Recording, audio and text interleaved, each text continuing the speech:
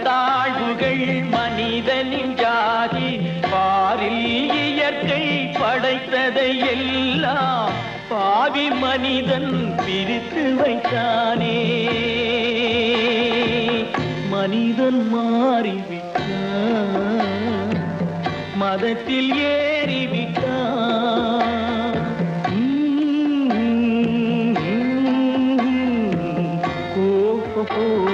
வந்த நாள் முதல் இந்த நாள் வரை வானம் மாறவில்லை வான்மதியும் மீனும் கடல் காற்றும் மலரும் மண்ணும் கொடியும் சோலையும் நதியும்